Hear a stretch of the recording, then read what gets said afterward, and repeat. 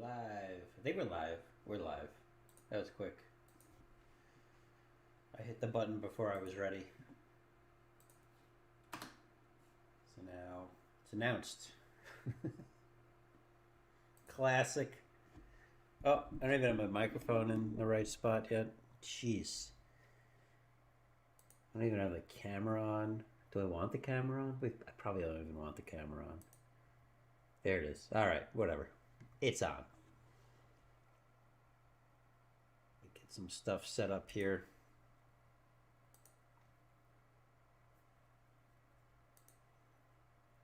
I've already lost chat. It's been like 2 weeks. Why is this so difficult?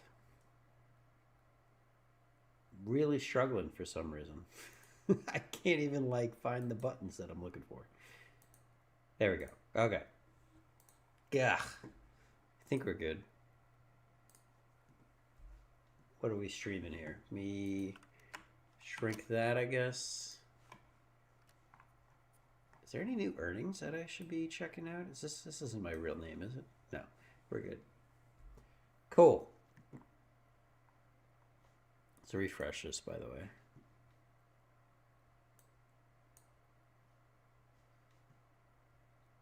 Keeping an eye on drop frames early today, too, by the way. That feeling when it touches your lips. So good.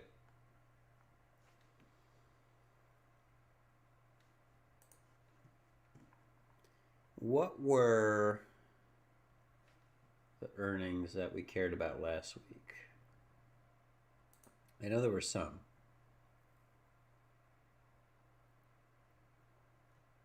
Am I live? I think I'm live, right? Yeah, okay. Cool.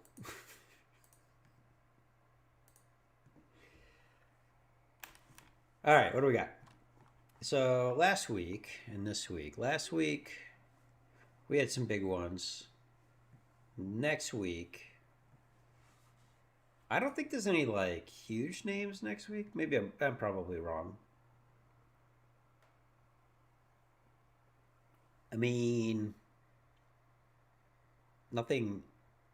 I guess Palo Alto, Carvana. It's kind of memey, but it's kind of big. Garmin, same deal. Oh, I know there'll be some interest in Figma. We should look at Figma. eBay, okay. We don't care too much, but we'll watch it. Walmart, okay. Walmart's the big one. We got W, John Deere, Etsy will be kind of interesting. That'll be indicative of people spending money, and that's kind of it. It's pretty lackluster next week, which is fine.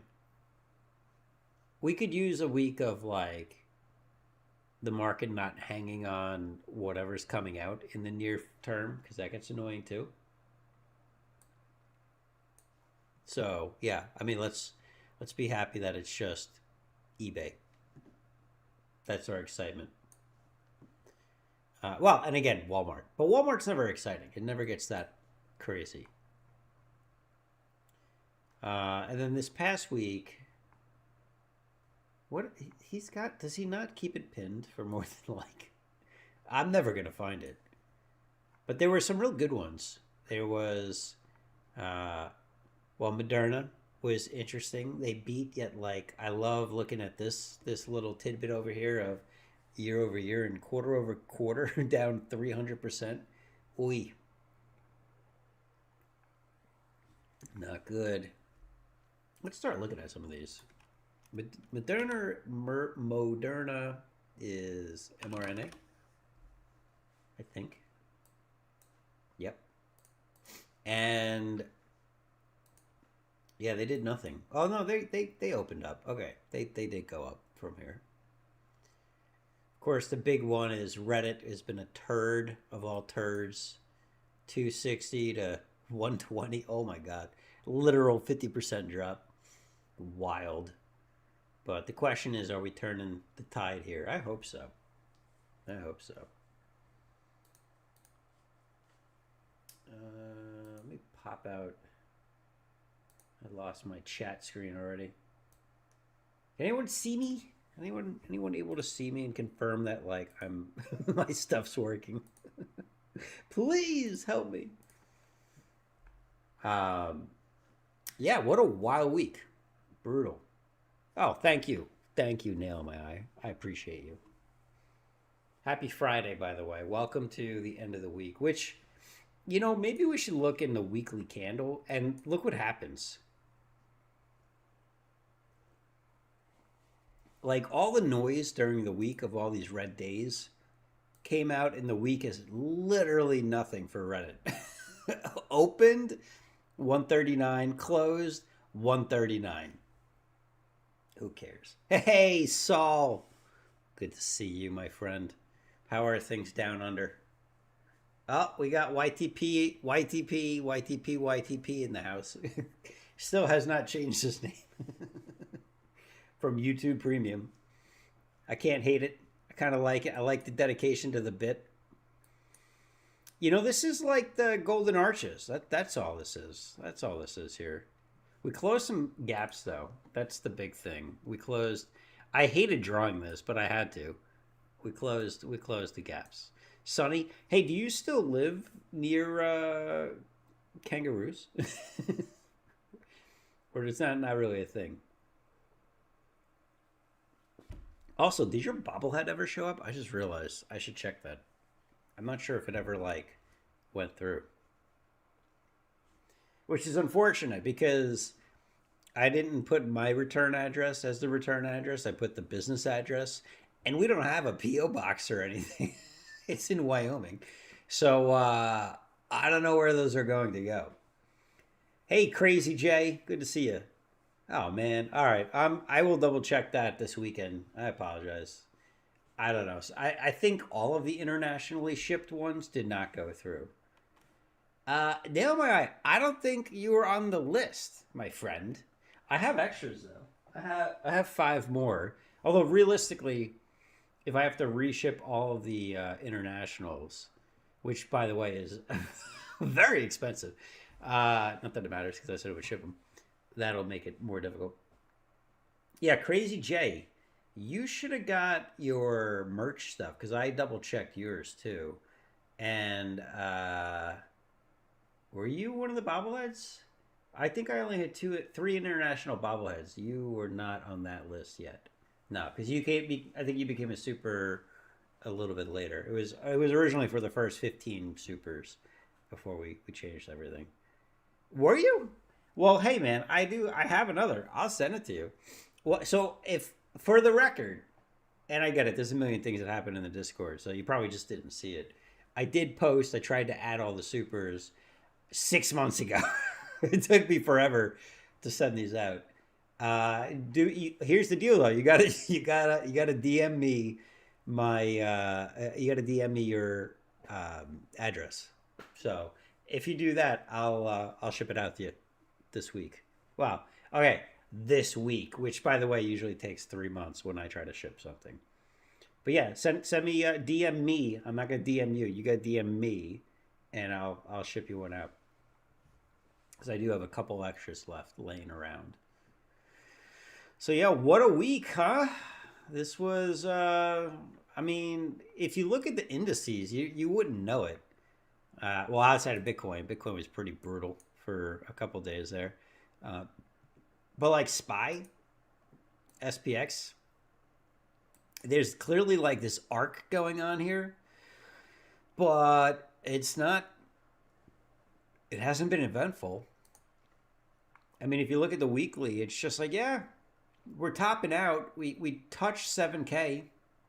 We can't close there. We're stuck in this sideways trend of a box going on here. The question is for how long, and I don't know the answer to that. I feel like it's interesting that we got hammered, we collectively, as in people who like to invest in technology and AI stocks and some high growth stuff. They got absolutely whacked over these last couple of months.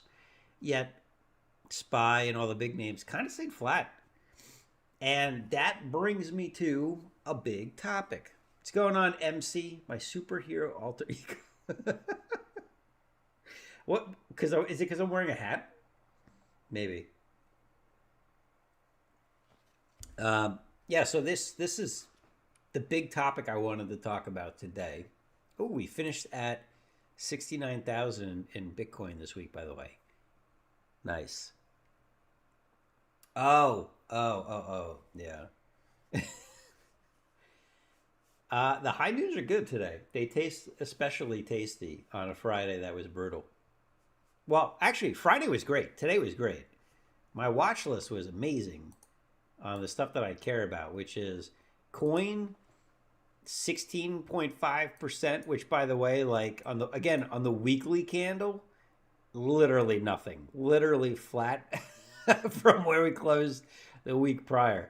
But down here sucked, obviously. Yeah, there was some fade, but honestly, I guess it depends on what you're talking about. There was a lot of stuff that finished strong. NBiz for one finished very strong.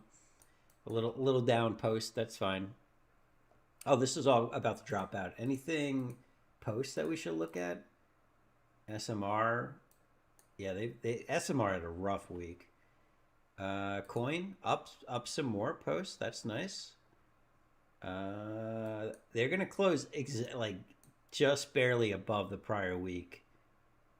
In the PM. That'll be nice.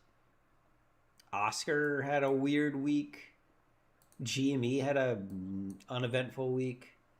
Anything else really stand out? No. So we'll stick to the daily because this is all going to drop out.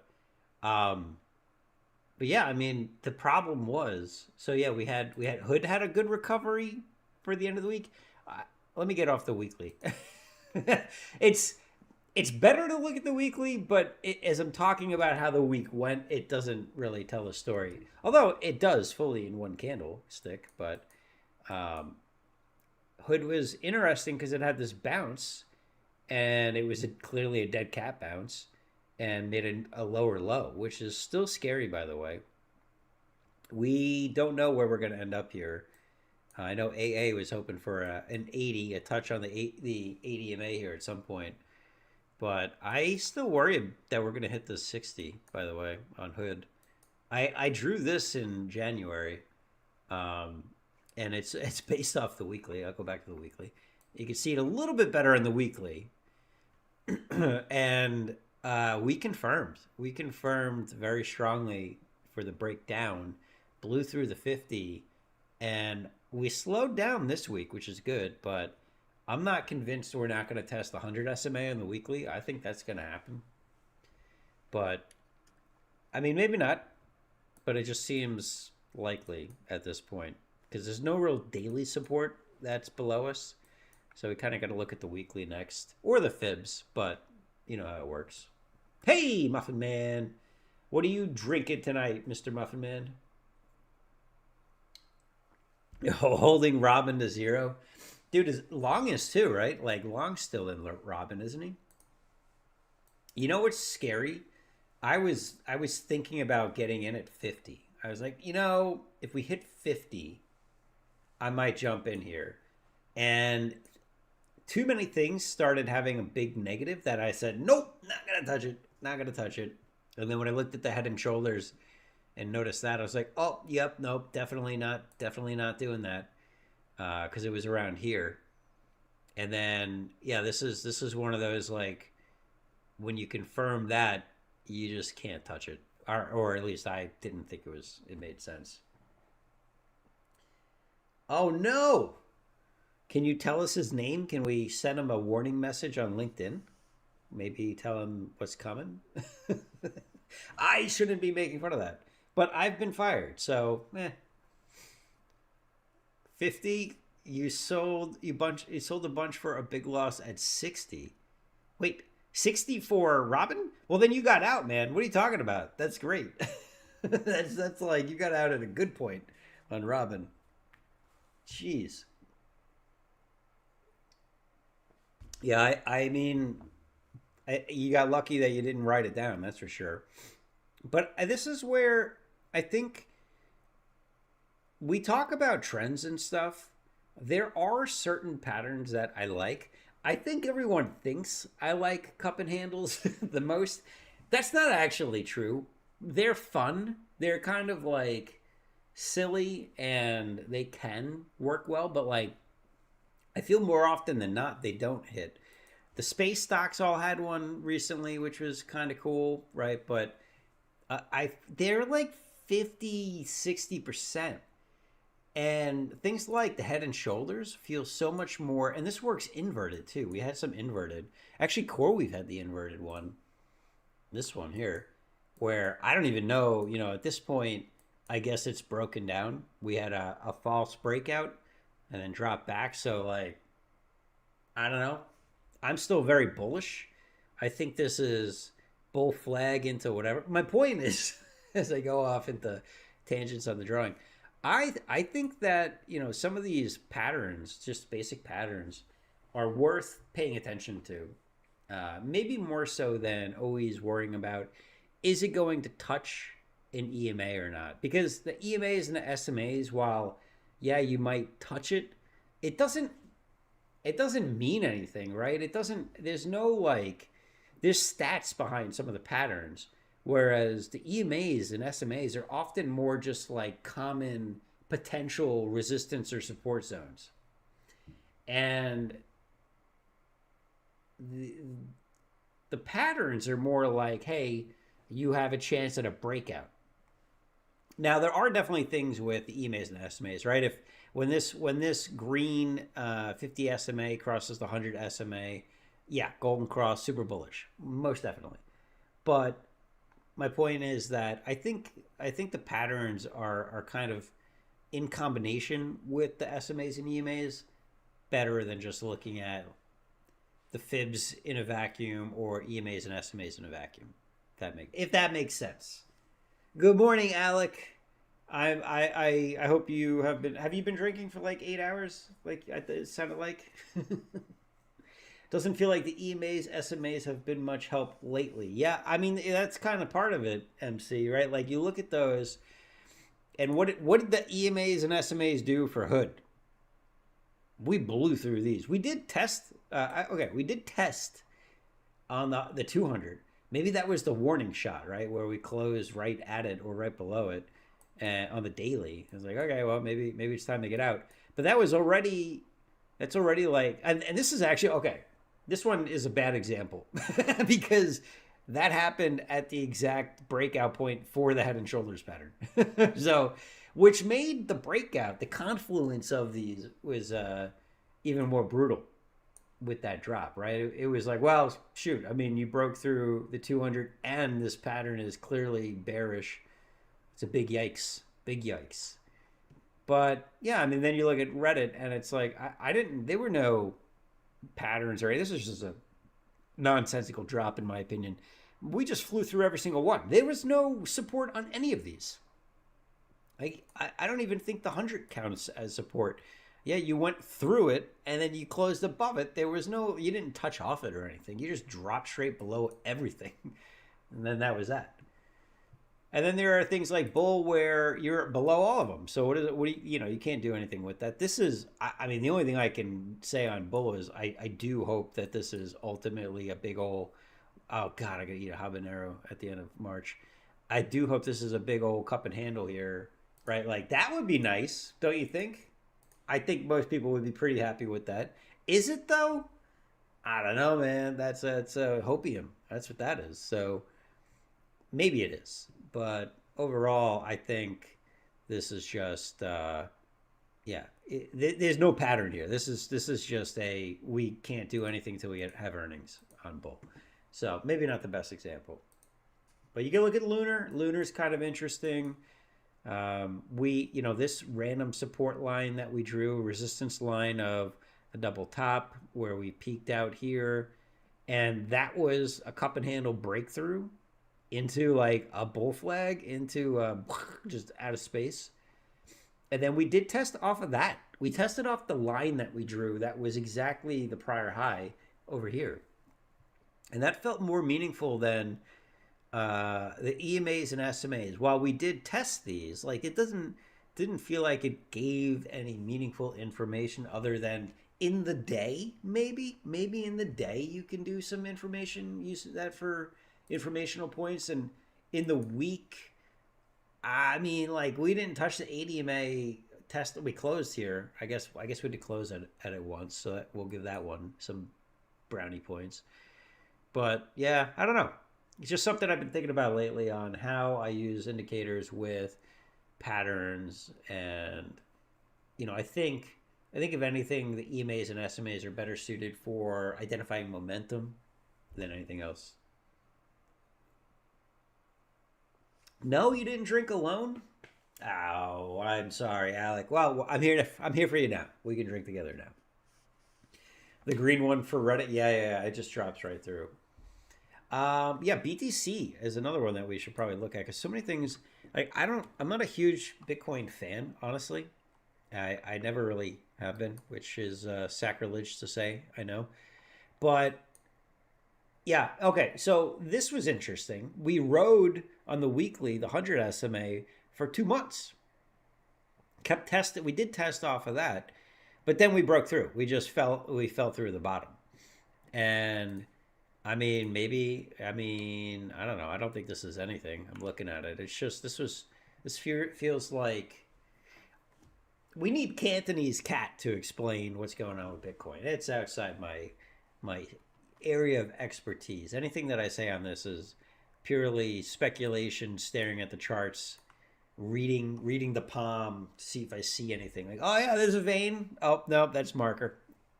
I mean, it's it's just not my forte. I mean, I could tell you that prior to that, it was like higher high, higher low, higher high, higher low. Like that was kind of nice, and just all fell apart here. I can't tell you about gone squares on this or super cycles, but yeah, some people are. I think everyone is hoping that it goes back to up here. Is really what it comes down to. And there's a lot of parallels that get drawn to prior big drop cycles, right? Like, oh, everyone freaked out from 65 to 29. There was a 50% drop, and we are at a 50% drop. Is this it? Hopefully that's it, so that we can save Coin and Bull and all the others that are Galaxy, everything that's tied to Bitcoin. That'd be nice. Man, I was so worried about this one too, and ended up breaking out to the negative long term. You got a mango high noon. Ooh, that's fancy, man.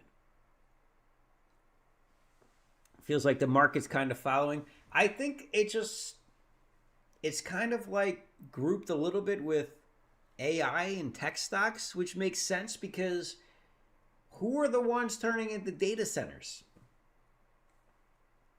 Miners, which are connected to Bitcoin. So there's this weird, I don't know, lagging connectivity happening for a lot of these stocks.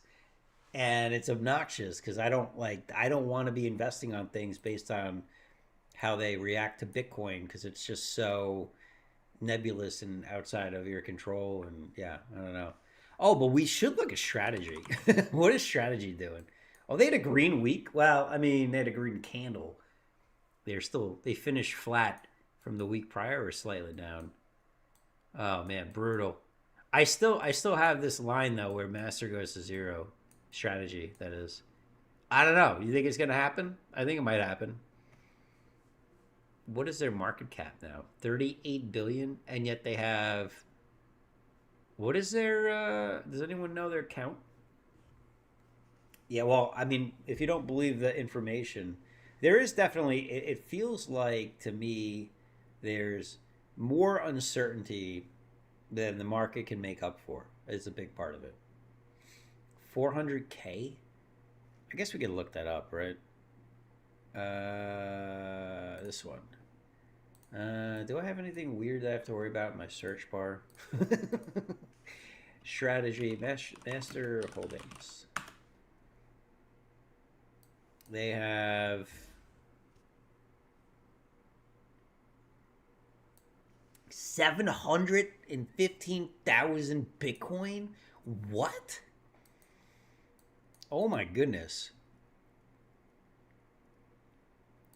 But look at that. So this is brutal. Oh, I never really thought about this. Let's look at something. Let's look at so 69 divided by 76 is 90%, 0.9. Now, somebody remember that number. I ain't showing you my history. In fact, I thought you said you were going to come delete my history if I died. So if we do 715,000 times 69,000, is that what we closed at? Ah, the buttons. What do we close out? 69,420? No? Anyone? Bueller? 68,985. Okay, that's close enough. I'm $15 away. So now do this times 0.9. And the market cap is actually, I was wondering how close that would line up. Okay, so I mean, I know we're trading under their value right now, but I was wondering if they were trading at 0.9 because that's where how much the market is down from what they bought at. Which I'm not sure that math makes any sense. But I mean, no, it does. It does make sense. But they're actually at 38.5 on 44, right? Wow, yeah, let's do 44. Okay, so they're 0.9 of 0.9. All right, we've lost it. But that's interesting that they're so far off. So 38.5 divided by what should be 50 billion. They're at 0.77 NAV. Interesting. Yeah, I think yeah, because NAV is net asset value. But do they if they have liabilities beyond that, so their debt, what is their debt's 8 billion. Oh no way. Look at this though. What's 44 minus 8? Oh, we figured it out. Did we just crack the code to strategy stock price and why it's what it is? I wonder. That makes a whole lot of sense to me though, because they're not a real company. So if you're going to buy into them, you're not buying Bitcoin. If you want to buy Bitcoin, just buy Bitcoin. I've been saying that for a while. So you would do their net asset value,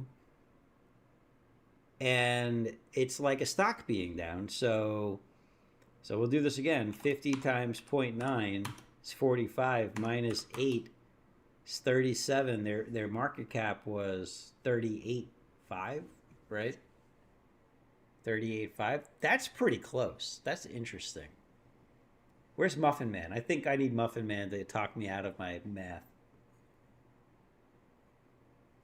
Well, it was a leveraged BTC play back when people thought Bitcoin could only go up. And now people are realizing, oh crap. Yeah, but like MC, who can't get Bitcoin now? I can't think of any examples. And if you were using it as like a fiat alternative, then strategy makes even less sense to me. I don't know, man. All I know is I'm watching this from afar permanently on strategy. I will not be touching it anymore. It's same with, and I'm sorry if this is going to hurt someone's feelings. You already know what I'm going to put in. Uh, MTPLF, is that it? Yeah, Metaplanet. I mean, it's the same thing, right? Like they're at 2.5 billion. How much Bitcoin do they have? Oh my god, I have so many windows up all of a sudden. I don't know where to find anything. Uh, MTPLF BTC. Just give me the count. Where's the AI count? I have to click stuff now? What is this, Gemini? Do your job.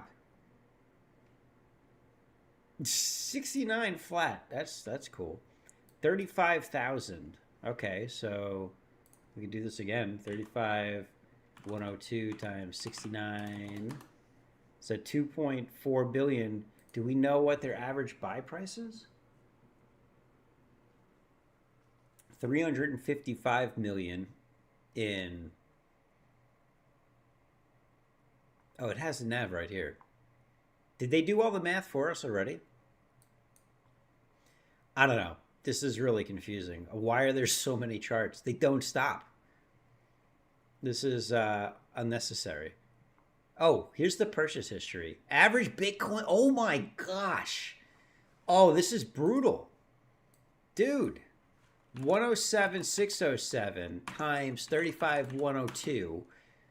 And yet they're so 69 divided by 107 is 65%. Oh, oh that's gross. Times 3777. Yeah, 2435. What's their market cap right now? That's their NAV. Well, that makes sense. So that okay. So the math. That's good to know. And then what was their market? Their market cap's too high. Actually, did you see that? Because it says 258, and then we're supposed to be at 2435, and they have debt. So too. So I would be worried they got to drop further to make this make sense. And that's scary because they're at 226. To make it make sense, equivalent to strategy, it would have to be. Well, I don't know their shares outstanding, but well, we could do it by percentage, I guess. Oh, I lost the whole history. But it was basically 258, but they should be 242 minus 355. So 2420 minus 355, and they're 258, which is a 20% drop. So like, dude, ugh, I don't want to say it, but they're a $2 stock right now. If they drop, no, it's 180. 226 times 0.8. Well, I hope for anyone who's still in it that that's not the case. But if you just make the math equal to what strategy is seeing for Metaplanet, it's overvalued. Yuck. I'm sorry. Yeah, that's the market cap. Does that make sense though? I think that makes sense because you would. So you've got to take down from the value of what their average price is to what they are, because they're not companies. Unless you're valuing the hotel as $1 billion business, which I don't think it is. I mean, maybe a hotel is doing, I don't know, 20 mil a year profit. Maybe I don't know. I don't know. Own any big hotels. I would, geez, I would not touch a treasury ever again. Now, I got lucky and made some money on this run up and never touched it again, but yuck. Yuck, yuck, yuck. And I feel bad. I know there's some people who bought at the top here too. That is the nature of a run up though. Okay. However, then we got companies like Coin, which, excuse me, have got to be undervalued. Does Coin hold their own Bitcoin though? They must, right? I would assume so. BitcoinTreasuries.net top.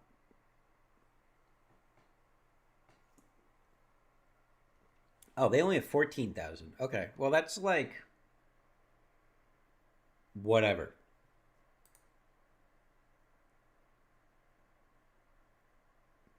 They hold strategies Bitcoin? Oh no.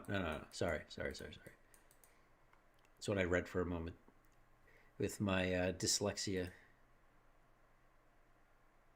This was the was this the article that I posted earlier? We're not gonna watch that. Although it was ridiculous. Should we watch it? Maybe we should watch it. It was pretty insane. That makes sense, MC. That makes sense. Okay, so what I keep saying, I'm gonna get to my second drink first. Actually, that's the first thing I'm gonna do. Oh yeah, and then we're gonna talk real briefly. Weekend review from me, which was fine. Honestly, it was like $2,500, which is great. considering things just went down. The only thing I wish is I sold another. I thought about selling more Reddit CCs and I didn't. I wish I did. And I also wish I went a little bit more aggressive with the CCs before earnings, but I knew that was risky, so I wasn't going to do it. But yeah, I paid or I spent that on FX AIX, and we now have 9,400. Well, not we. I do. I'm not sharing it, so I gotta be careful with that. But yeah, it's 2550 plus 6480. Was that it? What was the prior week? What did I buy? 6580. So 90. I think it's I have 9400. Whatever happened there. Maybe I bought a little extra accidentally. Um, I could just sell all of it. Yeah, I guess I bought some extra. Whoops. And that feels good though. So now I have a very clear. The problem is when you're doing, as you guys probably know, as you're doing buying and selling repeatedly, this cash on hand is completely a blob, and your premiums disappear into that blob, which you then redeploy. Oh, this is a terrible chart, by the way. Head and shoulders. Oh no, that's not good. We better hope we don't have a breakout to the downside here. But yeah, the idea is real simply make this thermometer real. Make it actually a clear improving investment that also forces diversification. And that's the big thing where like look at all my holdings, which by the way, I'm not even sure these are all up to date in exact numbers. I should double check this at some point. But I didn't and this isn't updated either by the way. So I don't want to even look at it. It's not that. The only thing that hasn't changed is this one account is purely cash and I have not spent it on anything yet. Which I'm proud of myself because that has taken more self control than like anything else that I can think of. So this has been good to see the progress here of now that I'm putting the cash into FX AIX or SPY or whatever you want to call it. We'll just say SPY. It's a mutual fund though, which is important because the mutual funds I can't sell options on them and I don't want to. I sell options on enough stuff. And if you didn't know, SPY doesn't have like the best premiums. So like you might get a 0.25% slightly out of the money. Why bother? And the idea to me is, well, rather than risk that money that, you know, if SPY runs, let it run. And in either direction, who cares? The idea is just to put it into a place where I can't easily squander it, which then forces me to be a little bit more discerning with the cash on hand because I'm like, I've held off. And this is actually like, whatever, another 10 or 12K now. And I've been really conservative with spending that. I'm like, nope, I only have that much. I can't take it. I can't get any more out of it right now. And that's shifted my mentality dramatically in just this last couple of weeks of doing this. I haven't sold a single CSP this week. I don't think. Did I? No, they're all CCs. And so that's kind of cool because they were all CCs. These were, on only a few of the equities. I have some longer dated stuff, obviously. And it wasn't a big dollar amount, but that's now very obviously in FX AIX, which that I should put in. Let's do that real quick. Let's put this into the bottom. We're going to add it. Oh, there we go. Okay. I couldn't tell if it was in it or not. So 237. I don't know how many shares I got. Oh, come on. Why is this got to be so difficult? We got to make the math work. Hold on a second. So, we could just divide it out, I guess. It's 9,400 divided by 237.50. So 40 shares. Is that okay? We'll just do 237.50. Is that close enough between friends? No? All right, 39. Is that better? Whatever. So, Yeah, now this should over time conceivably grow to be the largest individual position. And that seems good. That seems like a good way to allow me to play with the high volatile stuff, not sacrifice any real growth, because if any of this stuff rockets, well, you know what? I'm in it, so cool. And I don't feel the need to continue to DCA down on these, where this gives me some peace of mind during times like we've had the last few months repeatedly. So that's my new thought process that I've been working with, and it's interesting because I've been very calm, even though it's not been a calm couple of weeks when you look day by day, especially if you're holding things like Reddit or any of this stuff, really. Like, yeah, it's green today, but if you were holding Hood, which I'm not, brutal. Galaxy, which I am, brutal. And I've been from here to here to here to here. I mean, that's terrible. Reddit, obviously, we don't need to rehash that one.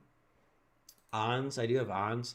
I don't worry about ons though. Honestly, to me, well, you can see I've got June CCs on that. So, but this, yeah, this will go once June hits and I get paid out, or if it gets called away early, then I will put that into FXAIX and not more ons. I think I like that because it's like a forced rebalance all year long. Instead of waiting until some imaginary time that nobody ever actually does it until it's too late. This way, I'm doing it routinely through the process, and that feels good. Hey, Lord Mar. Well, give it a shot, man. Let me know what you think. Let me catch up. What are you guys talking about? Connell? Dude, Alec, I don't want to hear you about Connell. Me too. That position's down, probably the worst for me. No, yeah, it's got to be close to the worst one. Oh wow, no, RDTL is probably the worst one for me. Shit, it's close. It's actually close. I don't know. Uh, so Alec, I mean, you're crazy. You have way too much in 2x ETFs. I know you're still in the accumulation phase, so that's whatever. I'm not giving you too much of a hard time. But yeah, I mean, 2x up is great. 2x down sucks. And that's a good thing to learn about tolerance on 2x's.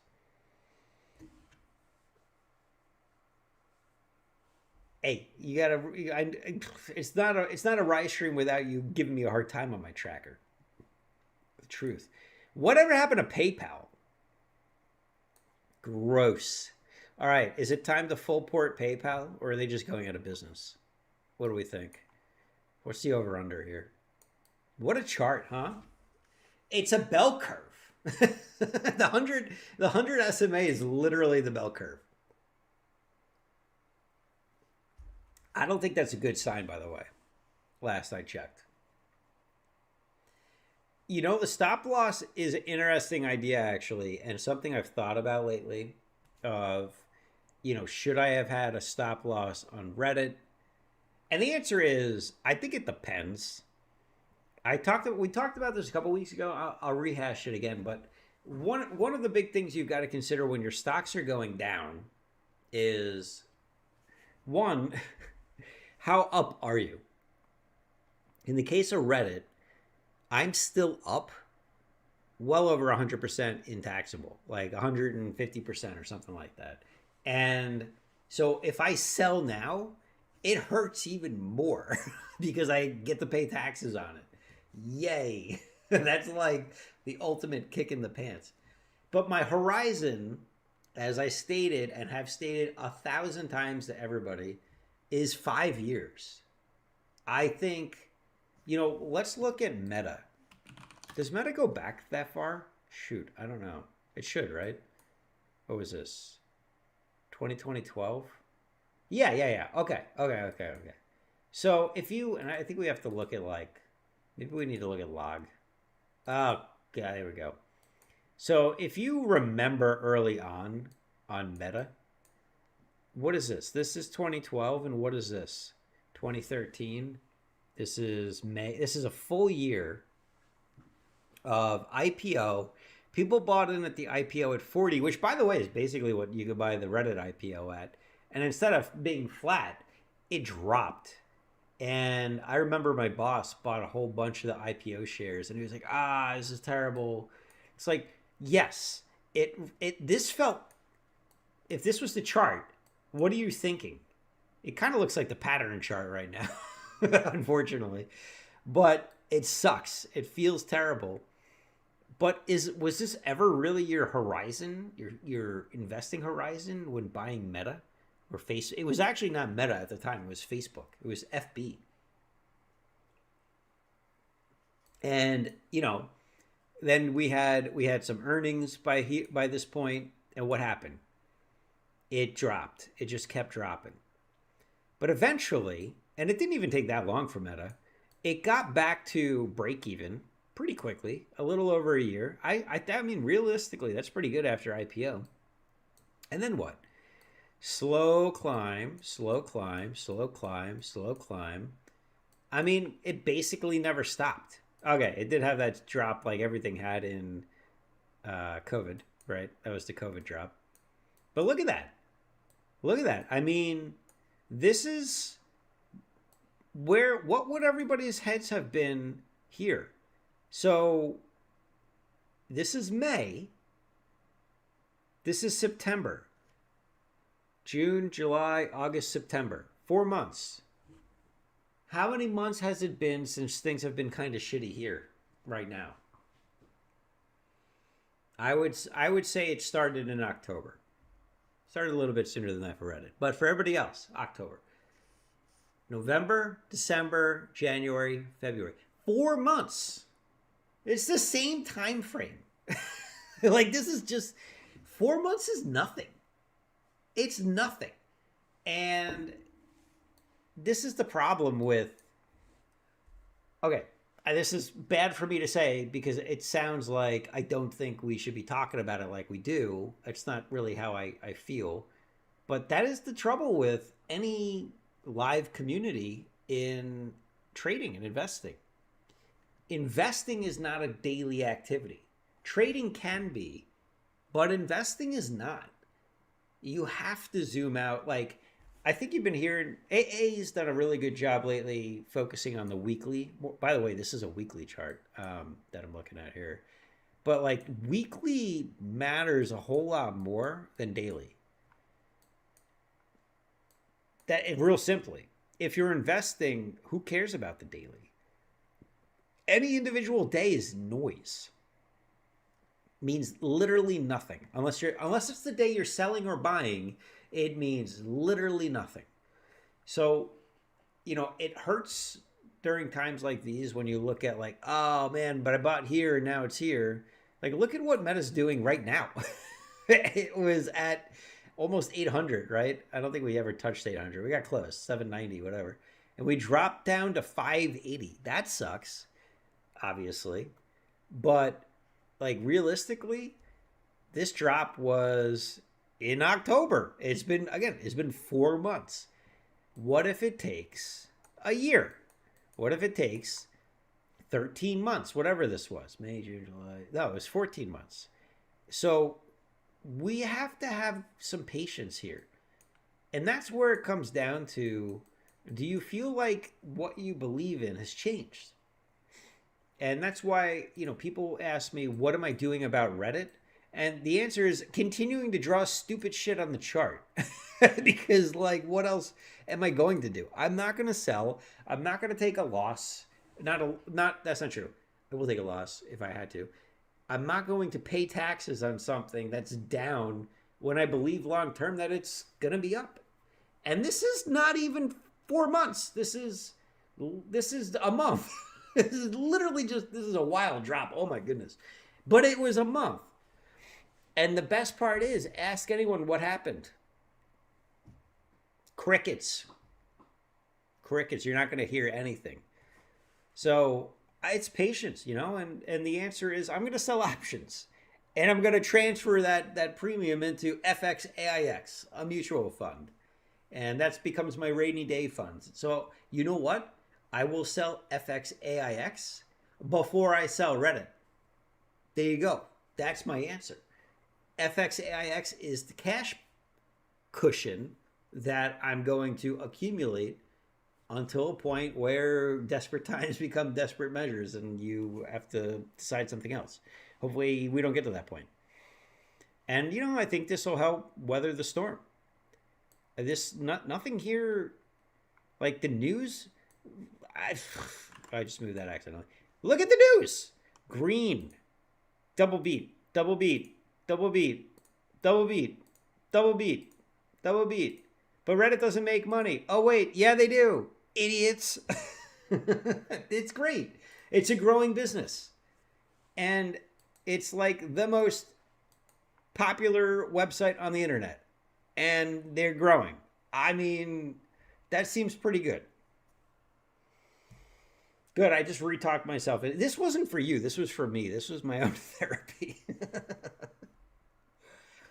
But yeah, that's my thought process. That's what I feel genuinely, and that's why when people ask, like during this drop, people go, "How do you feel?"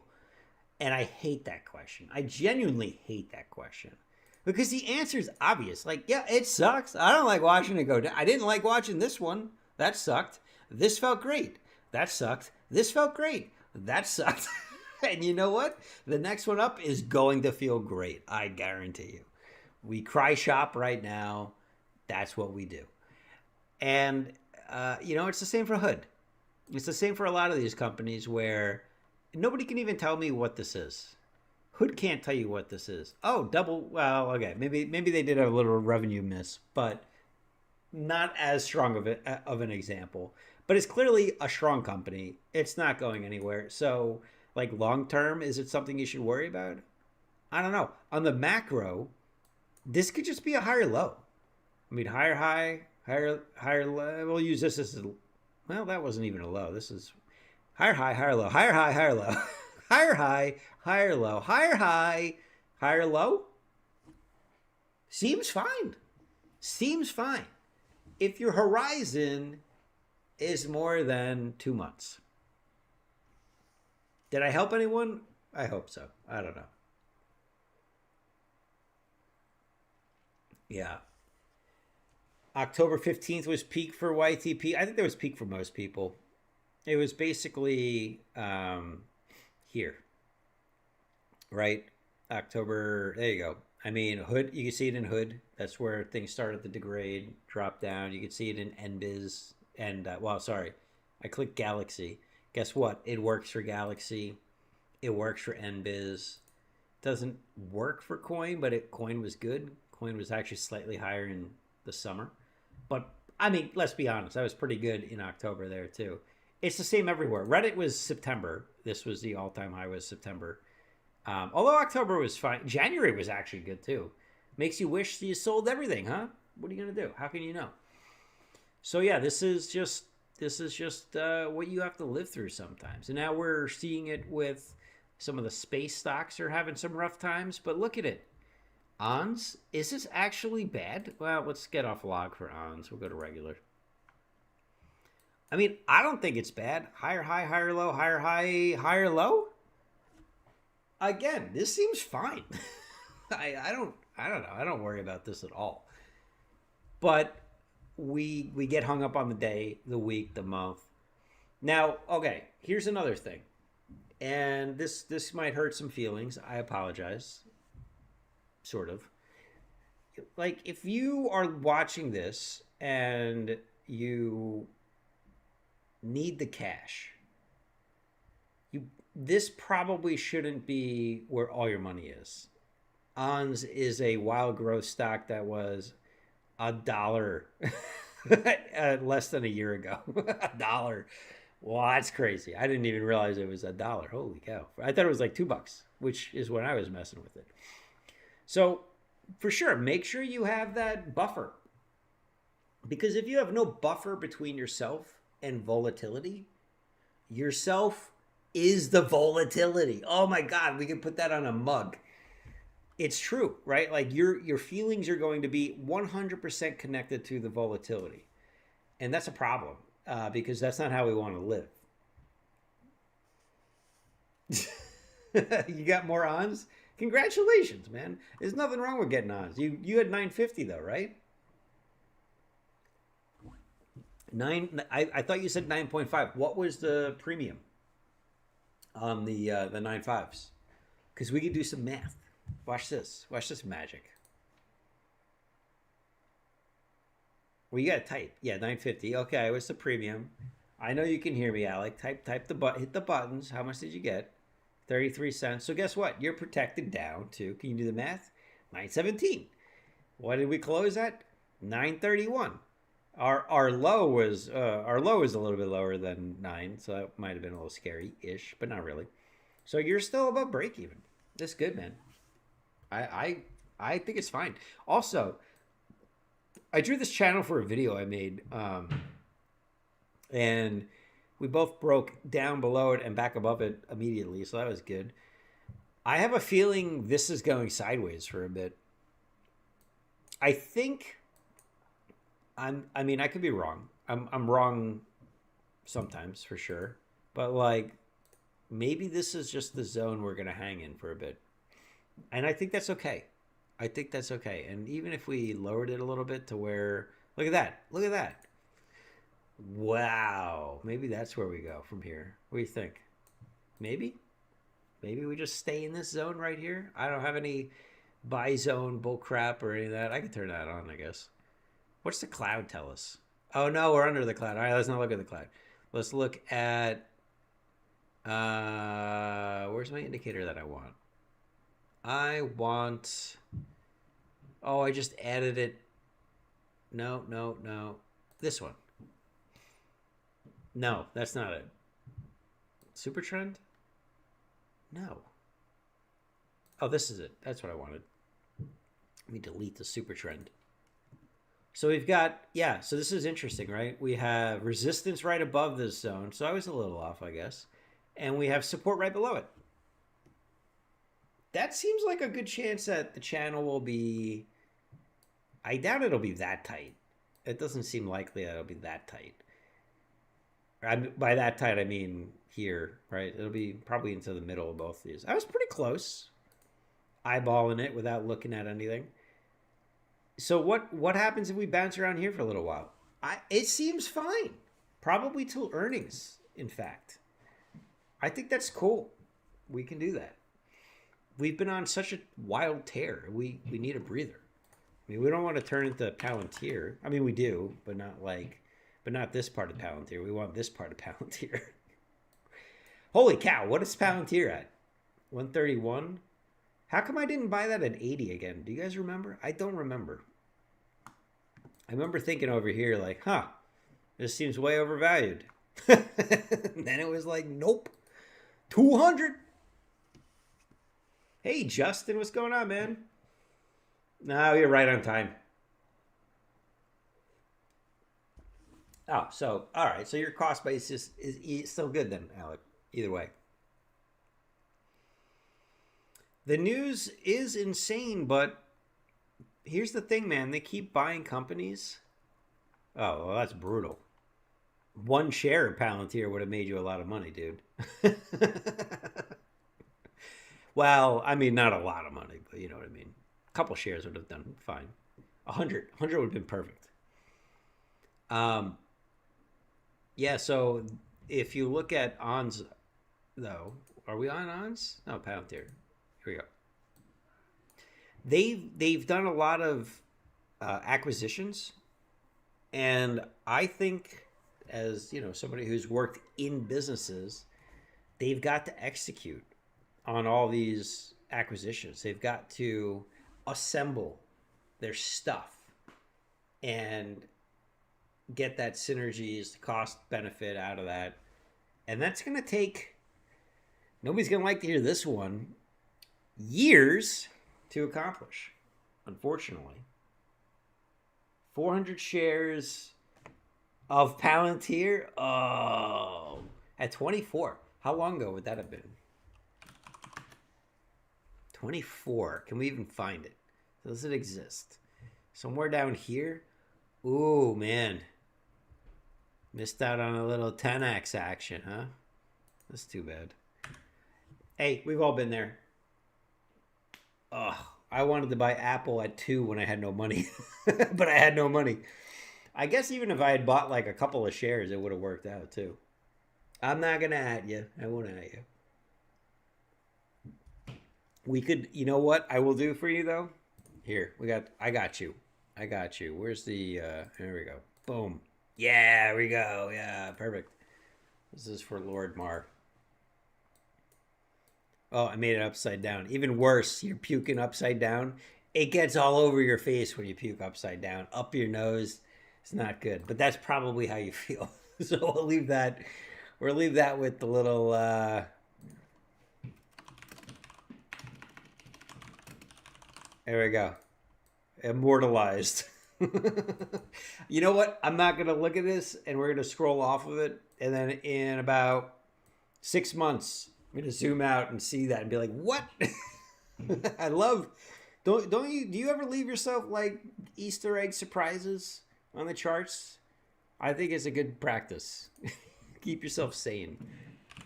Anyway, I think ONS will be fine. I do think we're going sideways for a bit. Arcat's another one that I have a good time with. I'm not buying any of this, by the way. I just like to watch it. I had it and here and sold here, so I enjoyed some of the run up. But yeah, wild stock, that one. I should probably take it off the watch list. 10K in Nvidia in 2018. Oh, well, that one really hurts. That's probably the most painful one. In 2018, did Nvidia exist in 2018? I mean, how far are we? This is 2021. Oh God, jeez. All right, pick a price. $6. Oh, it's okay. It's okay. It's only gone up 30x. That's not that much, really. I mean, if you don't understand math, which is what I'm hoping. I was a little worried, by the way, on Nvidia. I didn't draw it, and I didn't want to cause any panic. But if we're gonna keep talking about drawing stuff, I'm sorry, I might be a little spicy today. I've now that I've cleared the high news. I was a little worried about this. We might be okay now, but I was genuinely concerned that this was going to turn into a kind of yuck situation. It does not have to be a horizontal line, by the way. Misconception. Tesla at COVID. Should we even look? I mean, everything at COVID was good, though, price-wise. So we're at 417 right now. What was COVID? 2020? Are you talking 2020? I mean, it would have to be somewhere in here. So it was anywhere from 8x to 4x, right? We'll call it 8x to 2x, depending on when in COVID you got it. Yeah, I mean, that would have been good too. Did this happen? Maybe? It looked like it was happening, and then apparently not. Drop back off. This is the old cup and handle breakout back test. Arguable on the weekly too. Let's look at the monthly. Oh, ooh, I like this. I'm not sure. We might need another month though, because we didn't officially back test. But that might be it. This isn't really a good cup though. The volume just doesn't have the right profile. I've showed a few people this recently. The UUUUU is the ideal cup and handle. Not on the monthly. We want to look at that one on the daily. And it is just very nice to look at, because here's what we want in a cup and handle. And we got to talk about two things here. First, let me turn off this order block stuff, because nobody cares. See this arc? Like, that's a cup. That's a cup, clearly. Nobody's arguing that that's a cup, right? We went from peak to trough to peak in a cup shape. The volume lines up peak, trough, peak in a cup shape. It's not obvious. It's never going to be as clean on the volume profile. That's fine. And then the handle does this, which is what you want to see. You want to see this consolidation of volume. You also see it on the Smart Money MCDX indicator that shows whale flow. And you see not only the cup profile here, but the consolidation. And the question is, of course, will it break out? Now, here's the problem. You normally, when I draw the God arrow, it's from here. The thing is, this is not actually how the cup and handle works. The God arrow happens here. The point is, you have to first have a confirmed breakout, which doesn't happen until you break through this line. This is the breakout confirmation line. And God, I type so fast, don't you think? And this is where from here you can have the God arrow. Now, actually, what usually happens, often happens, is there's a back test first. Whoop, screwed that up. And then you'll have the God arrow. And this obviously this line can go, who knows how far that goes. But this is like the classic what it looks like. So the problem is a lot of people get in here, but it's not a confirmed pattern here. Now you feel like you're missing out, but here's the deal. Like if it's statistically more probable that you get the God arrow after breaking out, you would on average specifically, because that's statistical, you would want to wait until that happens to confirm that, and then you can jump in. Because the alternative sucks. If it ends up never hitting this and bouncing off down here instead, which one looks worse? I don't know. The goal here is not to gamble. The goal is to make investments in companies that you like. But if you're going to pick an entry in a company you like, wait till you break out. And then at that point, at least you've got some real nice upside potential. So this is the risk though, right? Like, and this can just go down here. This isn't actually this is not even a pattern until it's confirmed. That's the thing. That's what like we don't talk enough about, I'd say. USAR. What is USAR? Is it the same thing? Is it nuclear or oh no, this is rare earths. I thought you was energy. Oh no, it is energy fuels though. Oh, okay. My bad. Another cup and handle, by the way. Like clearly, this is. I mean, it's from here to here, obviously, and you see the volume profile, and you can see the handle is pretty clear also. The question is, will it do anything? The answer is just keep an eye on it. That's it. That's all you can do. You can't predict it beyond that. But it is coming to a head very quickly. And I'm on the daily. So next week, this has to resolve. The only issue you're seeing with the metal sector is they're so tied to gold and silver.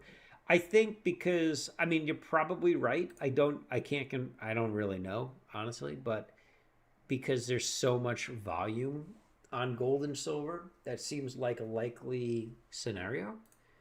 Why is volume so stupid looking on? Oh, because it's a commodity, I guess. But like this is bearish. AA said this today too. I think. Hopefully, I'm not putting words in his mouth, but it's definitely short-term bearish after that incredible run-up. And these lines are meaningful. What are these lines? Okay, let me go to the monthly because this is. Oh, that's right. So this is funny. Showcase brought this one up. Where's Showcase? I miss Showcase. This is where the bottom of the cup to the top of the cup, if broken out, gives you a expected target of the top of the cup minus the bottom of the cup plus the top of the cup, which was 96.50. Because 50 minus 350, you do the math. However, there was some people on Twitter or whatever that thought that this was actually logarithmic.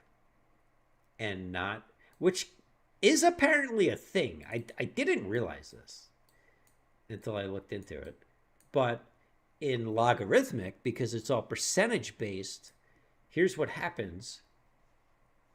This breaks into, you have to take the line percent of the line measured, and I just copy and pasted the line to here to get the new target, and that target is 750, which is wild.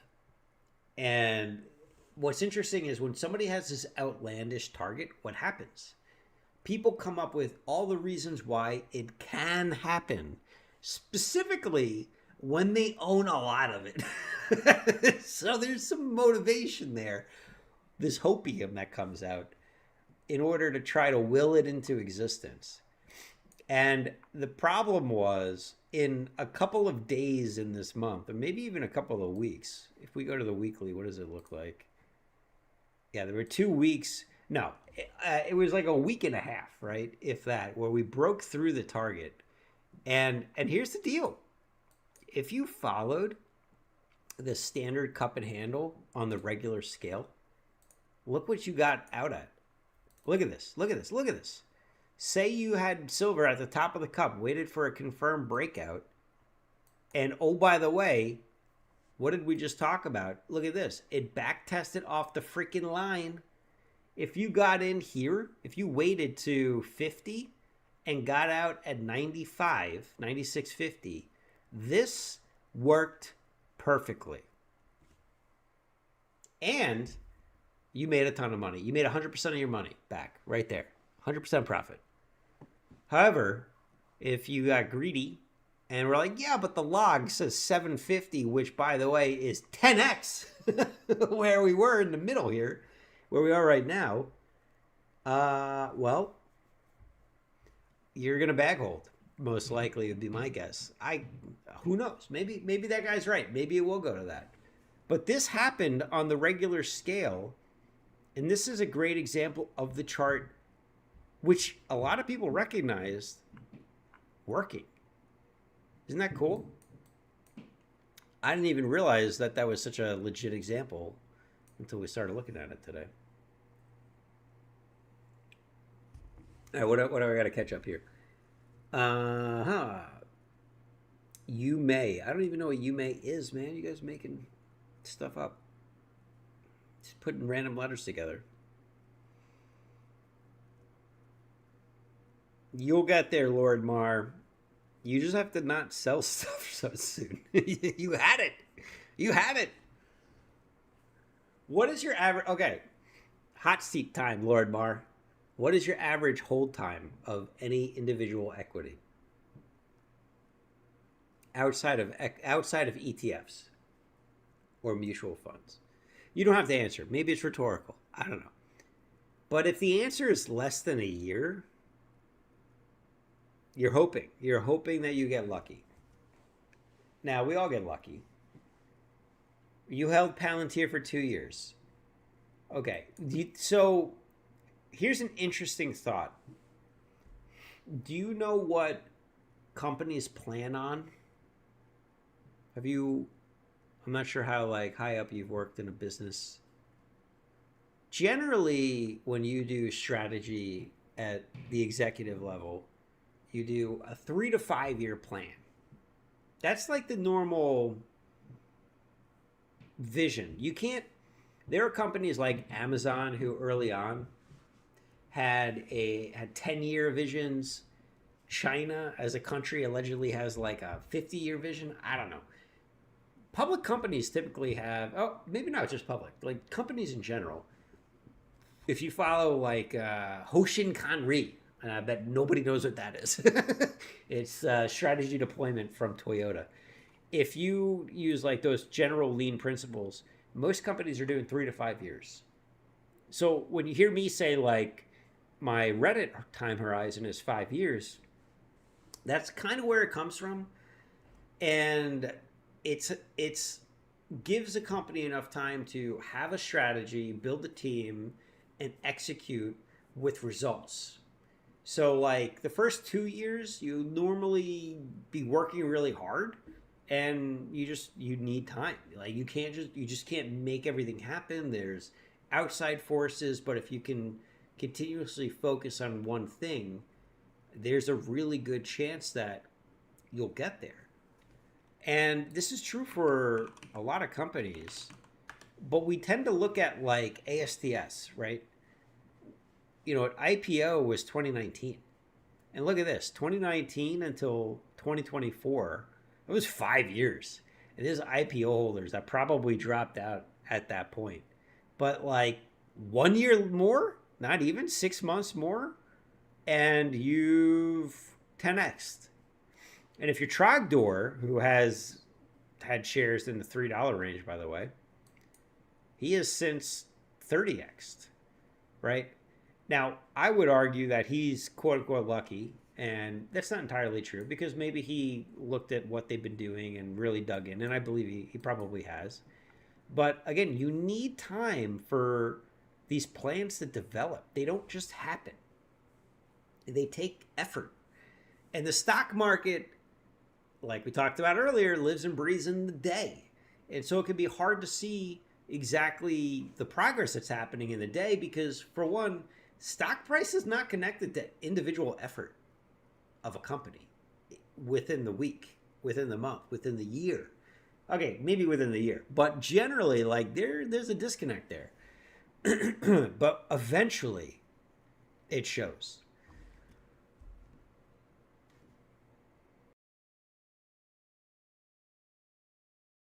Sorry, I cleared my throat. Um, well, here's the good news, Lord Mar. Since you're still in the hot seat. No, no, I don't want to know your real name. Don't tell me your real name. You are picking winners. That's kind of cool. So, good job. Now, the question is, can you hold those? And I think the answer is yes, especially now that I know who you really are. You've had a lot of progress over the last few months, mentality wise, in how you communicate on in the community. Right? That's like it's clearly changed since we started to where we are today. 180. Proud of you. But the difference is now holding and holding on to those convictions that you have because like look, your gut was right on those other ones that you mentioned, which was what did you mention? What were we talking about originally? Nvidia and some of the others. Was it Nvidia? Oh, Palantir, and some of the others. So, yeah, is now the time to get into Palantir? I don't know. I mean, I think they had such an extreme run up that I'm not sure you'll ever get that opportunity again. Specifically with Palantir, who is now a $300 billion company. I mean, you want to 10x that, you're going to 3 trillion. I don't know. That seems maybe it'll happen. I don't know. Could be, but could be tough. So plant the next tree and see what grows. For me, I have my tree. It's a silly looking tree. It's like a right now it's kind of a bonsai tree. We trimmed it back pretty harshly, and hoping that it blooms again soon. But there are others. Obviously, there's no end to opportunity. I would throw NBIZ and CoreWeave in that for myself. Bull, honestly, which I know a lot of people. This one is so hard to look at, but they haven't even been in business for a year, right? Like craziness. I mean, it sucks that it went down. Don't get me wrong, but let's not fool ourselves. This is wild that we're even, you know, having the conversation like we're upset about stuff like this. It's just there's no time. There hasn't been any time yet.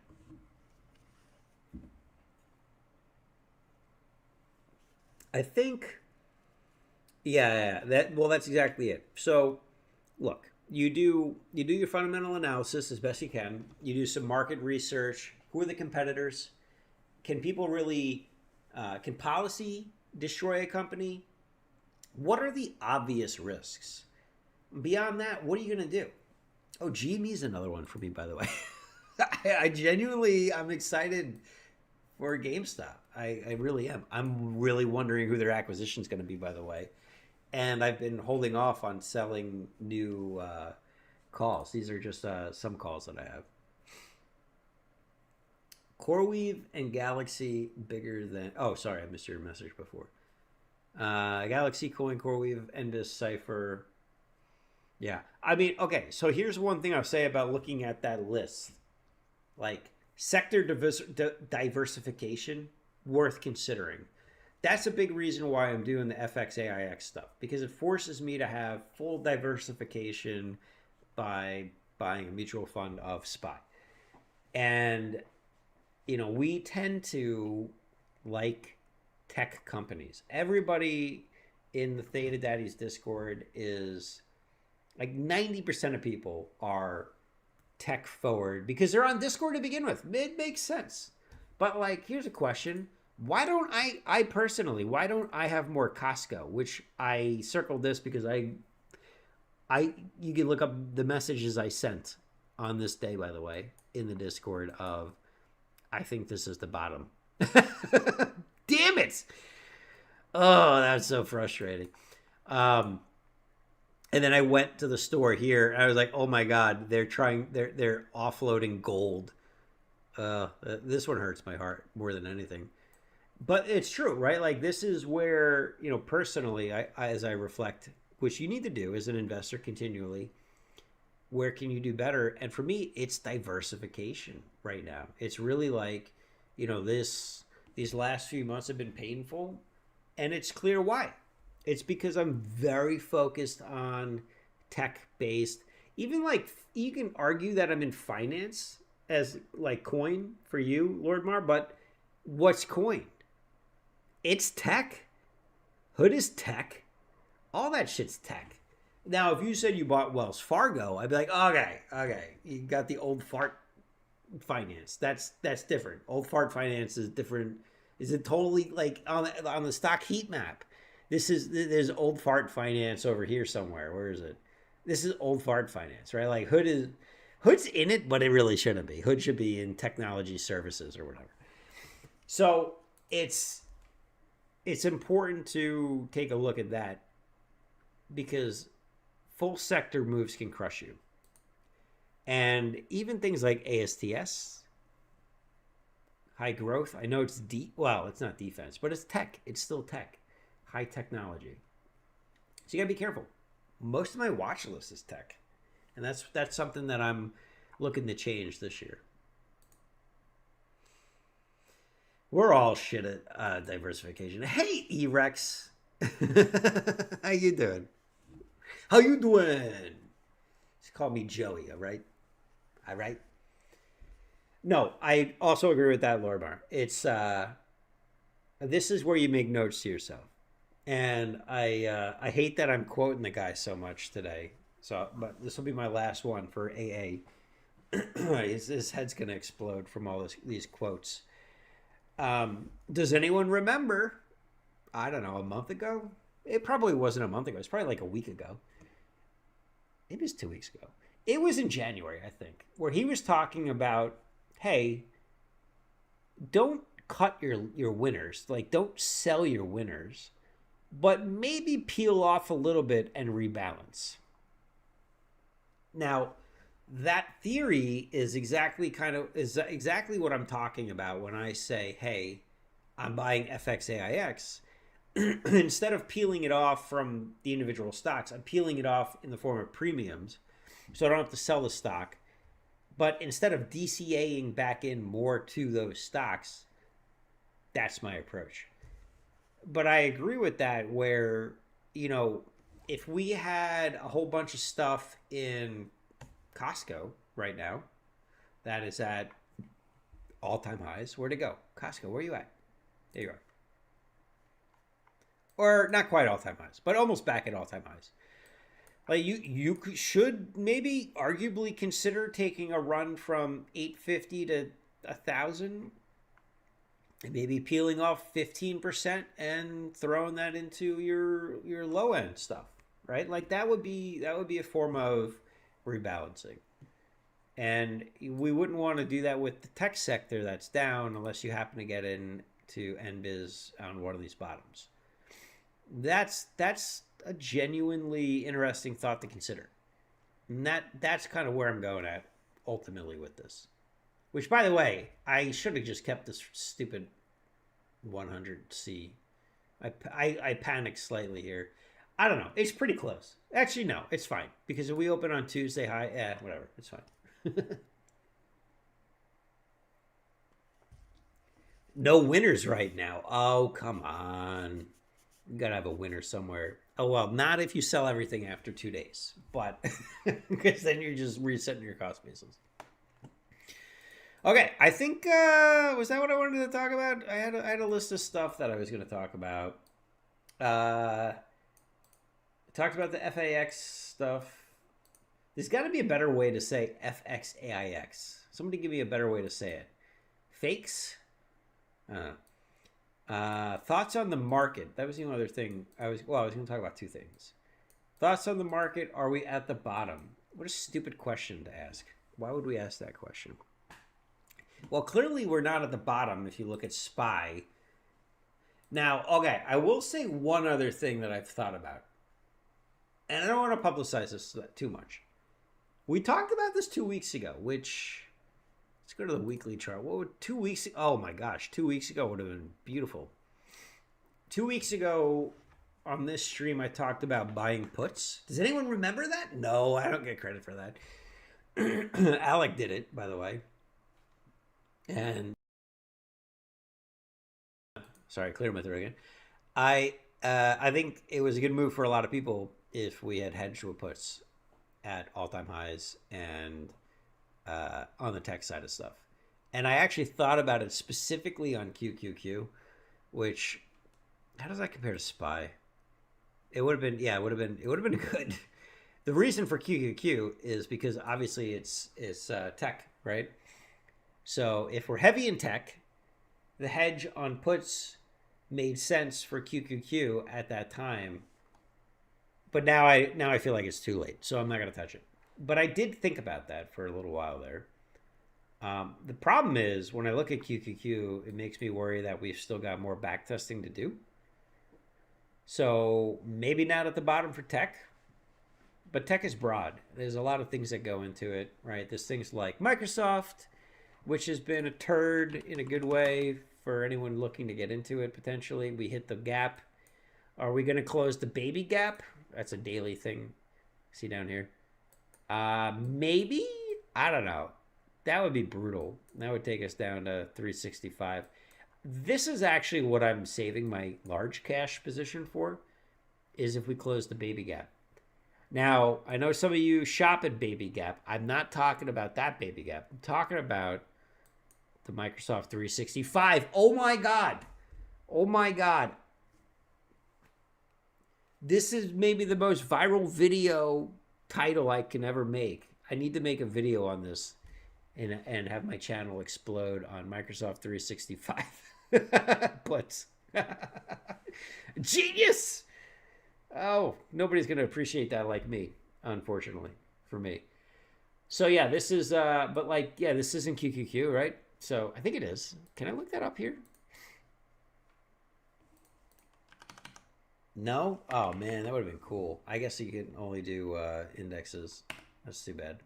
I could just go to QQQ Holdings though, which is here. Where are we at? Seasonals? No. More about fund. Tell me about you, fund. All right, so we got NVIDIA, Apple, brutal. Microsoft, brutal. Amazon, brutal. Tesla, not bad. Meta, brutal. Walmart? What the hell is Walmart doing in QQQ? What the hell? Oh, because the online business, maybe? Google. Google doing okay. What are they? Actually, what is Google doing? I haven't looked at Google in a while. 305. Oh, wow. Ah, crap. I want to. Oh, we lost it. No. All right, well, let's look at Google real quick. Goggle? No, that's not. Wow. I have not paid attention to Google for a little while here. And, I thought about buying back in over here. Glad I held off. There was a lot of positive chatter on Google here, which is what made me uh, worried about it. Odd how that can work sometimes to your favor. Anyway, go back to QQQ and about the fund. If you look, like all of these things in the top buckets, I wish, do they have a running percentage here somewhere? It'd be nice if they did like the Pareto of 9 plus 7 is 16, 20, 24, 28, 32, 35, 40. So these like top 20 is making up close to 50%, right? Oh, they do have Costco. Look at that. And a lot of these tie closely with us in what we're investing in with tech. Less so randomly. Like Pepsi, why is Pepsi in here? I guess I should read a little bit more about QQQ, like whatever. The point is, look at all the red here. Although maybe this is for like the day or the week. Yeah. I think that this would have been a real good play. I thought about it. I didn't do it. But QQQ puts here on the weekly would have paid pretty nicely. It would have been 20 minus, $20 a put in at the money premium. That would have taken the sting out for sure. I would have felt like Alec on that one. But again, I don't know. I'm a little hesitant to do it now. I feel like I missed the boat on that. Would have been good. Okay, what are we talking about? Wolf? What's going on with Wolf? That's not even on my watch list. TeraWulf. Daily. Cup and handle. Failed breakout. Why do you like Wolf?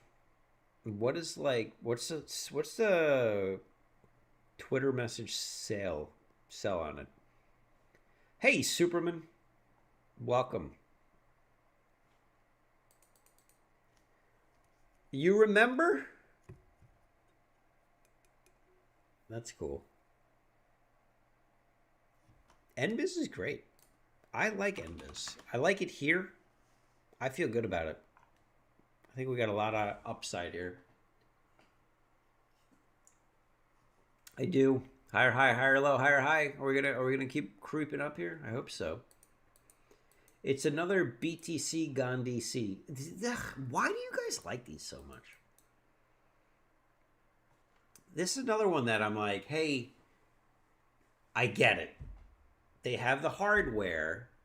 They spend a lot of money on that, and they're trying to pivot. But do they know how to pivot? Dude, that's a gamble. I have no interest in gambling on who's going to pivot better than others. Meanwhile, NBIS is made for this shit. So is CoreWeave. That's where I put my money. Wolf, arguably Galaxy is a bad choice for that. But it's a little bit different, I'd say, with the blockchain stuff. Right? They're like a mishmash of everything. I don't know. I look at this and I don't plan to be in Galaxy long term, but I'm in it right now. So I'm trying, I definitely do a little bit of convincing myself, no, it's fine. It's totally going to 50. Why would you want to get out of it? This is going to be good. This is perfect. But it's in the bucket subconsciously of Cypher. Cypher's another one, right? Is it? Yeah. Mara. God, Mara's gross. Did Mara pivot, or are they just purely, they call them data processing now, right? They're just a miner though. I don't like it. I don't like it. Here's the deal. If they figure out licensing deals from cloud providers like NBIS and can be contracted capacity, I'm in. But I don't believe it. I don't buy it. I don't think they have the network setup needed for that stuff or the technical knowledge to manage those systems. Maybe I'm a simpleton. I apologize if that's the case. Can't help my own ignorance. But like, I know enough about businesses and how difficult it is to pivot. And if you don't have, like, it's great that people have figured out how to get like Claude on their own computers, but like, I don't think that's what they're doing. I don't think that's what Microsoft wants to pay for. But they'll pay NBIS. They'll pay CoreWeave. Apples and oranges. That's my take. Mara is Bob Dog's new girl. It's his side chick, dude. What are you talking about? It's not his new girl. Hey, Foregunner. Welcome. See you, Justin. Thanks for joining, man. It's good to see you. I don't like Mara. I don't like Bitminer, which is, what was that, BMNR? Is that Bitmine? Like, all these things, they don't make sense to me. And I wonder if they don't make sense to others. Like, I think people get hyped up into these companies, but there's too many of them. They're all the same. What's the competitive edge for any of these? Well, max capacity? Yeah, fine. If you're set up to take it, none of these idiots are. There's no way. There's no way all these companies are like, oh yeah. It's like, look, I'm a graphics card connoisseur. I collect them. There's a whole garage full of them. You tell me what you need, Microsoft. I got you. And Microsoft's going to be like, what? Dude, you don't even have all your teeth. I can't trust you. That's all right. That was taking it too far. I apologize for those of you who are dentally challenged. That's not fair. It's some of us, had to make tough choices in our life. Like that guy in Fallout who ripped out a tooth to get his power armor thing welded for a Zap for 5 caps, and he only had 4 caps or 6 and 5, whatever it was. You know what I'm talking about. Anyone who ever watched it. Okay, I think we're officially devolving. This is turning into a shit show, from what I can tell, anyway. Anything you guys want to look at, stock wise, topic wise? Anything you want to talk through? I know it was a tough week for a lot of people. Hopefully some of these conversations helped a little bit. It's just a blip. It's just a blip, man. I don't think it's a long-term problem. HimX? Oh, Erect's trying to get me erect. I mean, what? All right, hold on. We'll start with HimX first. What the hell is HimX? Oh, Hyman. What? What is this? Did you give me a penny stock? No, it's not a penny stock. Okay. It's a real company? It's a real company. Semiconductor solution provider dedicated to display first drop of the night. Beautiful. Please tell me I'm back. Well, I'm going to read this while I'm waiting to get back.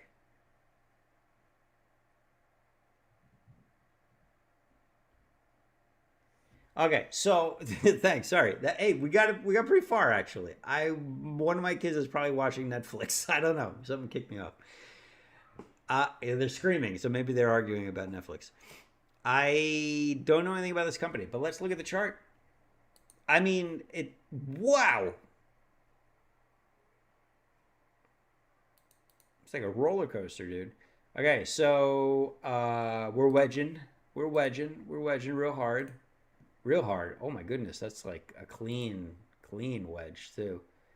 We'll do something like that. What do I think? Is it a cup and handle? No, I don't think so. All right, let's look at volume. It's like kind of a cup and handle, actually. The ugliest handle of all time. I don't know. This is a tough one. Okay, so we're on the weekly, by the way. Let me zoom out a little further. God, it was a penny stock not too long ago. Well, actually, it was pretty far along. That was a while ago. All right, so we'll cut it to here. This is the new me. New year, new me. That's fine. And basically, we're in this big channel. So like, I look at this and I go, we can't seem to break above here. Yeah, would you agree with that? Yeah, probably. It doesn't matter. I got the conch. And then right now we're bottom of the channel is here, and we're in the middle of it. So like, here's the problem. I don't touch these personally when we're in the middle of a channel like this, because there is nothing saying that in these next couple of weeks we don't know if we're going to go test here or test here. Who knows? And momentum is flat. Now, we just had earnings, apparently, yesterday, and nothing good. So that tells me, what is the news? Why are shares plunging today? Wah, wah, wah. Weak consumer demand. Margin pressures remain.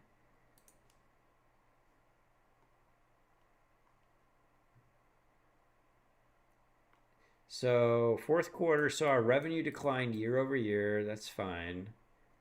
Expectations exceeded expectations. Profit in line with consensus. Market was negative.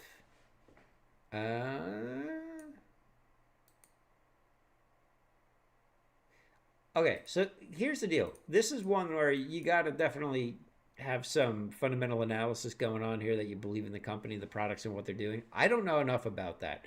So I can only comment on the chart, and looking at the chart in the middle of the channel after earnings that were, while good, had a negative sell-off, I'm not touching it. We're testing off the 100 SMA. I don't like it, and that's on the weekly, by the way. So I look at this and I go, we need to see where this breaks out. And if we break out to the upside and you like the company, could be worth digging into. If we break out to the downside, I literally don't touch it until we're at 450. Like that's history, recent history repeatedly here. That's my thoughts on it. Sorry, did that answer your question? Who asked for Himmix? Foregunner. What's your take on it, Foregunner? You agree? Hopefully that's helpful. That's about as objective as you're gonna get, because I literally don't know anything about them. And I thought it was like a weird hymns type thing. Which, oh my goodness, dude, hymns, gross. I cut hymns. That was my loss this week, by the way. I forgot about that. Well, cool. All right, Erex. Erex wants to know about GME. Erex, do you have any GME? Tell me the truth. Don't lie. I know that. How come you didn't ask about Rivian? You asked about GME? Okay, so GME on the weekly or the daily, it doesn't matter. We're still in the wedge. This stupid wedge. And yes, we broke out of it for 1 week, but because we closed back below it, I don't redraw this. And it held up since then pretty well. In fact, if I fix this slightly, both of these touch. That's kind of, and this one almost touches, and these two touch. So like, I keep that line where it is, and I sold CCs here because I didn't believe we would break through this on the news that we had yet. You don't have any? Oh, come on. There's a good chance that we go all the way back down to 20 in the next couple of weeks, and that's okay. That doesn't make me worry personally. Like, maybe we're down there by right before earnings, and then earnings is that catalyst to be like, oh, by the way, look at that, we got this new there's a lot of things that can happen here. But the business and what they're doing is interesting. And curious what I make of GME's acquisitions. Oh, so yeah, we talked about this a little bit. I don't actually think it's eBay anymore, based on, I shouldn't say that. I read some headlines that made me think maybe it's not eBay, but I'm realizing I may have read them incorrectly. So maybe I shouldn't have even mentioned them.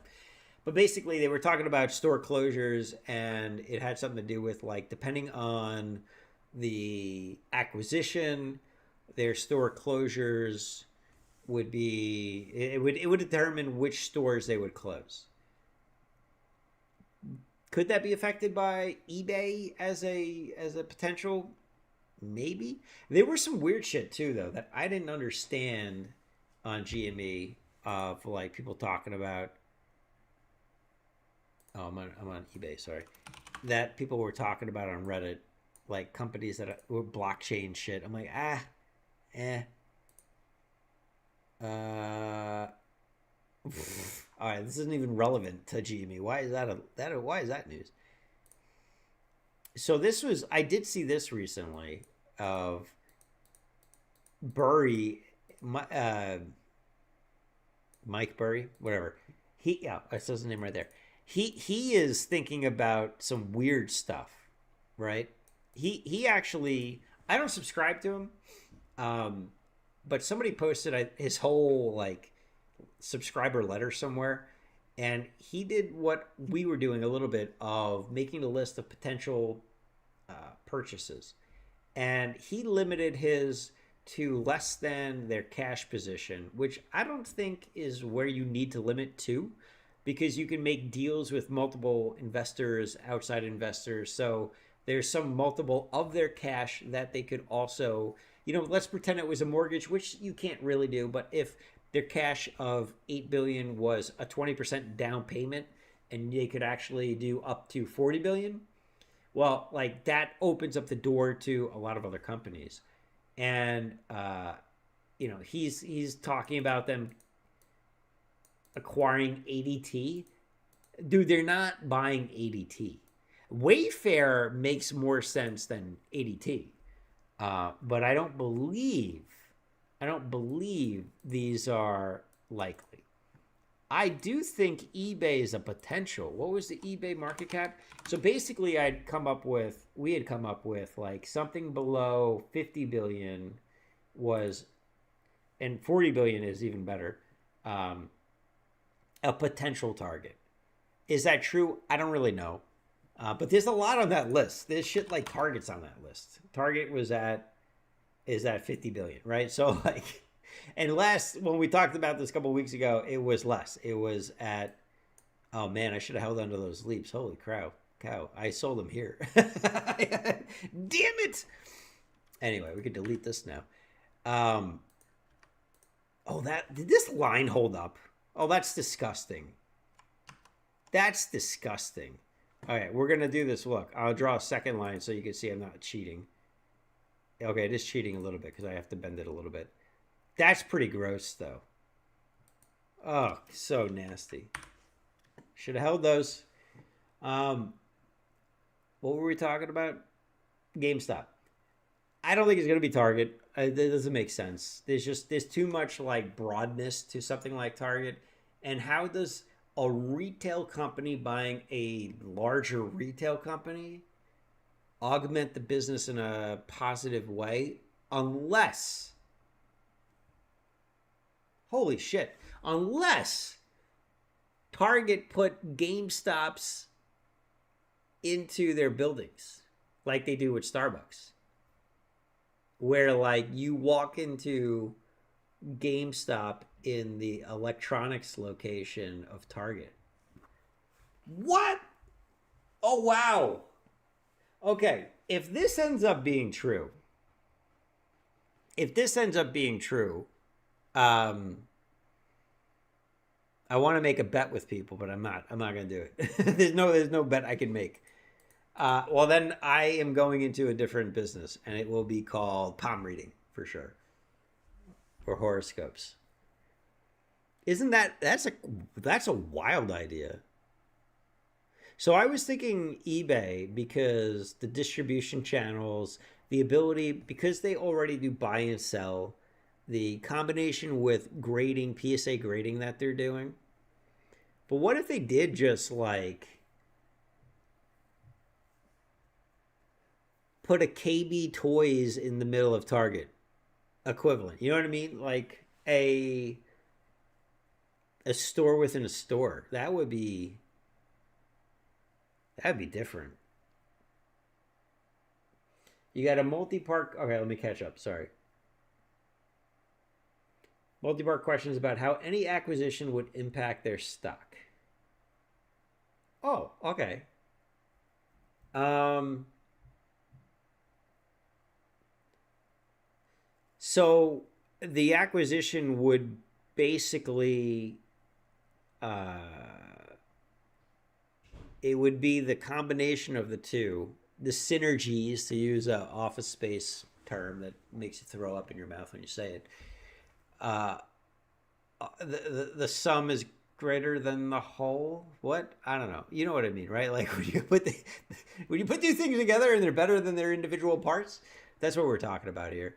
That's the hope when you have these type of combinations, and it can, in the case of like GameStop, it could potentially open up the market to.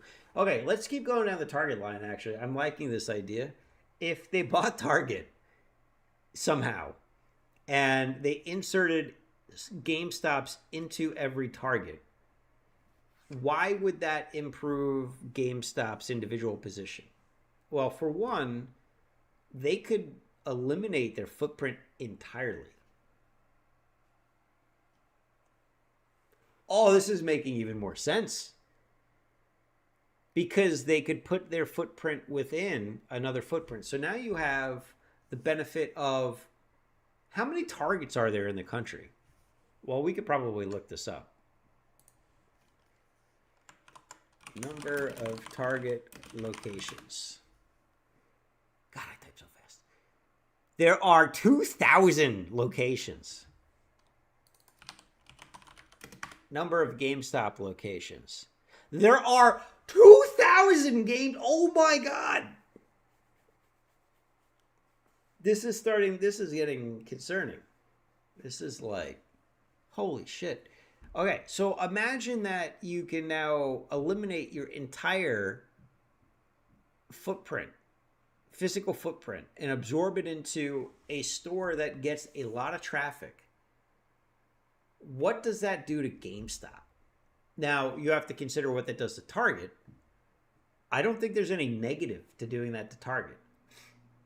I think that would only be positive for GameStop, because now you're getting more foot traffic into a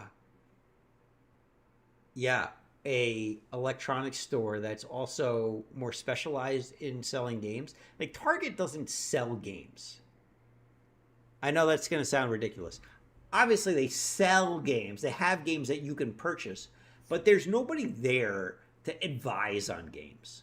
So what if, like, the GameStop employees worked within a Target that already had all the logistics set up, and you could trade shit in? Oh my God, dude. This is like, if they have the same Pantone red. I think of green when I think of GameStop, but I guess you're right. Right? Like, GameStop is it is red. Oh my goodness. Did we just figure it out? Okay, I now I have my second viral video I need to make. What was the other one? Somebody remind me. I'm gonna have to rewatch my own video. I had a really it was the Microsoft 365 thing. Check your pants. Perfect. And here's the problem. Target would never buy GameStop. Because why? Right? But what if GameStop bought Target? This is like conspiracy theory territory. I don't know. There's a lot of stuff that's starting to make sense all of a sudden. You simplify your supply chains. You have, because you have this. It's the same supply chain. There's literally no, like, what does GameStop sell? that Target doesn't? And the answer is only used games. And GameStop is closing a lot of stores. Oh, I'm getting chills. I don't know about you guys. This is like legit. I need to start posting this online somewhere and getting like 1 million views. Oh, wow. Can they make it happen is the big question. And I don't know the answer to that. So, okay. That's my wild theory. Originally I thought eBay, and now I think no. I think Target. That's crazy. That's crazy to even consider. But would that not be a game changer? What if Target... So if GameStop buys Target, inserts himself into Target as the electronics store, then who do they buy?